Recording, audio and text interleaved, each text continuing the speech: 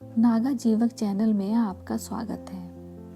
परिभाषा प्रकरण में आज का टॉपिक है मूर्छना। मूर्छना यानी कि जब पारद अपनी गुरुता एवं चंचलता त्याग कर कज्जली जैसा हो जाए तो उसे मूर्छना कहते हैं। यह अनेक वर्ण का हो सकता है। पारद में निश्चित व्याधि नाशक शक्ति का आधान करना ही मूर्छना कहलाता है। पारद की गुरुता, पारद जैसे कि भारी होता है, हैवी होता है, बहुत ही चंचल होता है, तो उसकी इसी भारीपन और चंचलता को हम नष्ट करके इसको कज्जली के रूप में लाना ही पारद की मूर्छना है। कज्जली के रूप में लाने के लिए पारद को किसी भी द्रव्य से, चाहे वो गंधक हो या अन्य कोई द्रव्य हो, उसके साथ मर्दन करके इसकी कज्जली तैयार की जाती है। ये कज्जली अगर गंधक के साथ बनाई जाती है तो ये कज्जली काले वर्ण की होती है, इसलिए इसको कज्जली नाम दिया गया है। कज्जल यानी कि काजल के समान।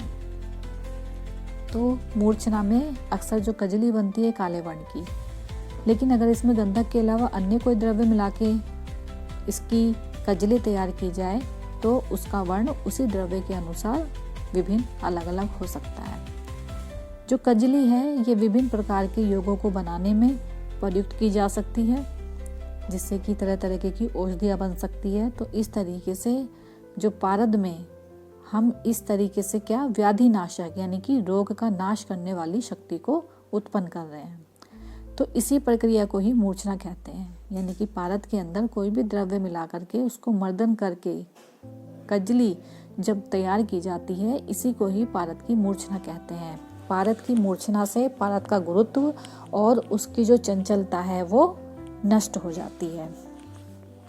फिर इसी मूर्छित पारद से तरह तरह के व्याधि नाशक योग बनाए जाते हैं। इसके बाद है शोधन।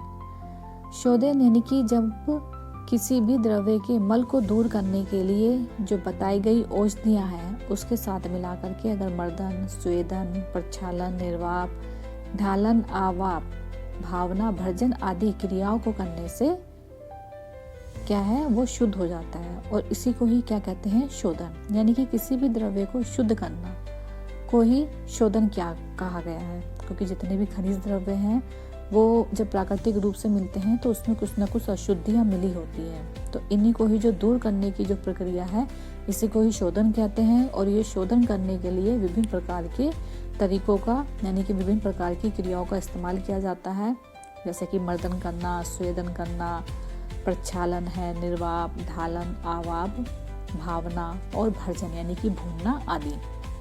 शोधन से जो बाह्य यानी कि जो बाहरी है और आभ्यंतर जो दोष है या मल है वो दूर हो जाते हैं, और ये जो द्रव्य है इसके गुण में वृद्धि होती है। तो इस तरीके से शोधन की प्रक्रिया किसी भी द्रव्य को शुद्ध करने में की जाती है।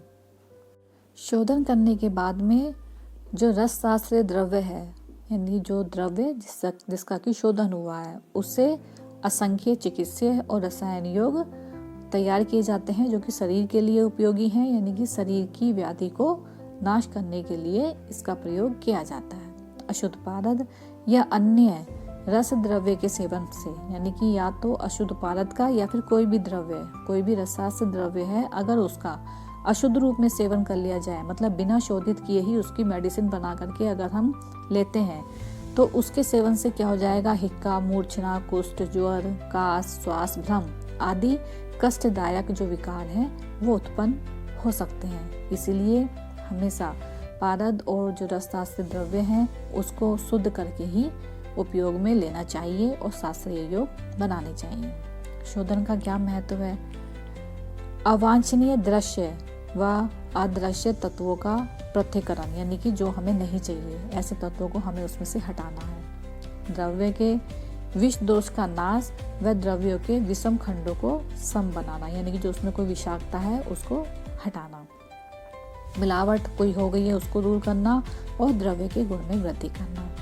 जो कठिन द्रव्य है उसको भंगुर बनाना, मतलब उसको ऐसा भंगुर बना देना, और जो द्रव्य है उसको सेंद्रिय गुणों से युक्त करना, मतलब उसके गुणों में वृद्धि करना, ऐसे गुण बनाना जो कि इंद्रियों के लिए फायदेमंद हो।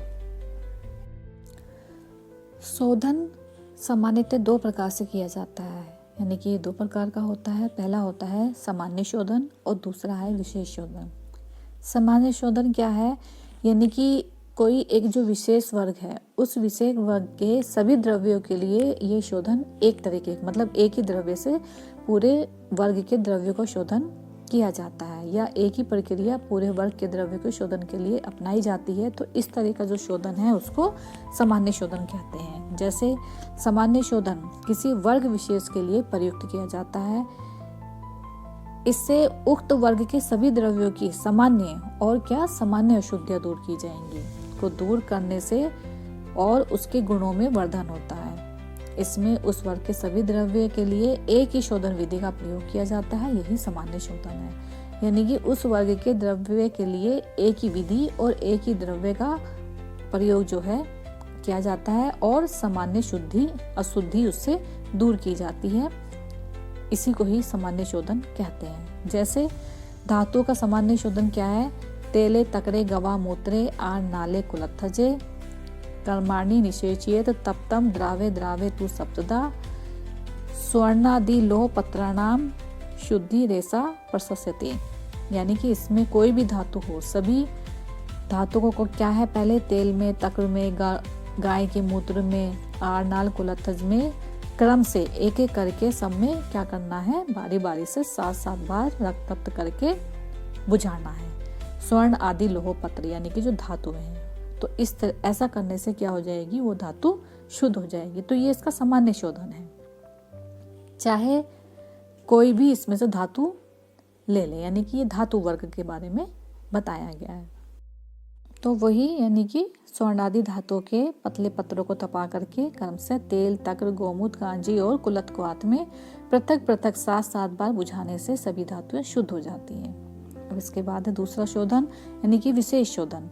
विशेष शोधन विशेष विधि है, विशेष द्रव्य के लिए प्रयोग की जाती है और विशेष अशुद्धियों को दूर करने के लिए। जैसे स्वर्ण धातु का पंचमृत्तिका के द्वारा विशेषण, यानी कि जो स्वर्ण धातु का सामान्य शोधन क्या था, जो हमने अभी ऊपर पढ़ा है, लेकिन स्वर्ण धातु का एक अलग से विशेष शोधन भी होता है। कौन सा होता है, इसमें वाल्मीकि मिट्टी, ग्रैधूम, स्वर्ण ग्यारिक, ईंट का चूर्ण और सैंधव लवण, यानी कि किससे पंचमृत्तिका इसको बोला गया है।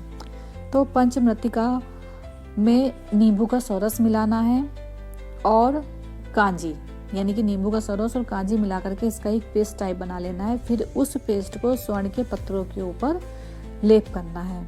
फिर लेप करके इसको सराव में रख करके पुट देते हैं। तो ऐसा करने से जो स्वर्ण धातु है वो शुद्ध हो जाती है। तो ये इसका विशेष शोधन विधि बताई गई है। क्या, यानी कि पंचमृत्तिका, जमवीरी नींबू और कांजी, इसका लेप बना करके, पेस्ट बना करके स्वर्ण के पत्रों पर ऊपर लेप करते हैं और उसको सराव संपुट में रख के पुट देने से स्वर्ण धातु शुद्ध हो जाएगी।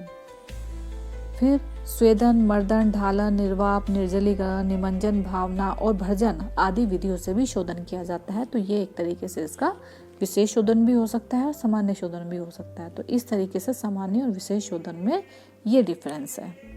अब अगला टॉपिक है मारण, यानी कि किसी भी द्रव्य से जो भस्म निर्माण की जो प्रक्रिया है उसी को ही मारण कहते हैं। इसमें कोई भी द्रव्य हो, धातु द्रव्य हो, महारस हो, उपरस हो, कोई भी जो द्रव्य है उसको वनस्पतियों के मतलब जो हर्बल है उनके सोरस आदि से या क्वाथ आदि से मर्दन करके उसको क्या है, अग्नि संयोग से जो भस्म निर्माण की जो प्रक्रिया है उसी को ही मारण कहते हैं। इसमें विभिन्न प्रकार के सोरस या क्वाथ आदि से वो जो द्रव्य है उसमें भावना दी जाती है।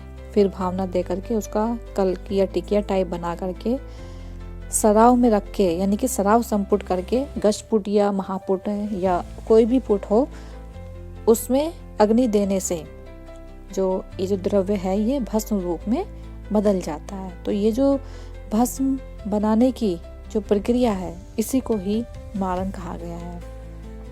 मारण से कोई भी द्रव्य है महत्व क्यों बढ़ जाता है, क्योंकि मारण से जो द्रव्य है उसका गुरु, कठिन और जो रूक्ष गुण है वो लघु, मृदु और सलक्षण गुण में परिवर्तित हो जाता है। और मारण से जो द्रव्य है उसके जो बड़े बड़े कण जो है वो सूक्ष्म कणों में बदल जाते हैं।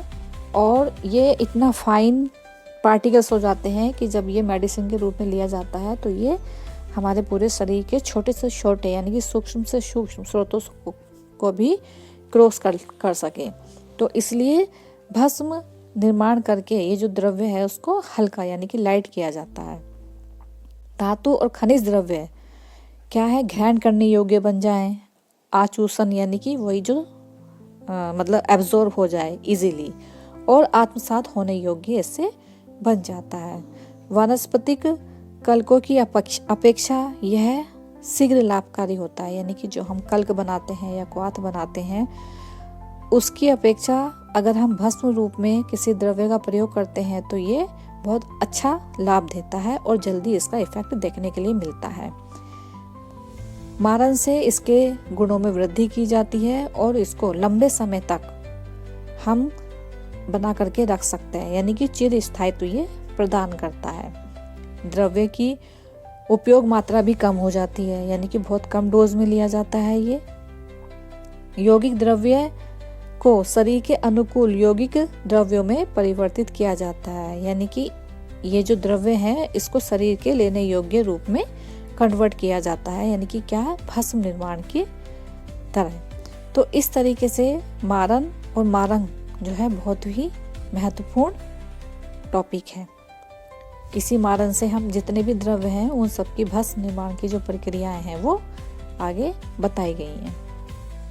तो मारंग के द्वारा विभिन्न प्रकार की भस्में बनाई जाती हैं, जैसे कि पारद भस्म, अभ्रक भस्म, टंकण भस्म, शंख भस्म आदि। अगर ये आपको मेरी वीडियो पसंद आई हो तो मेरी वीडियो को लाइक, शेयर और सब्सक्राइब करें। धन्यवाद।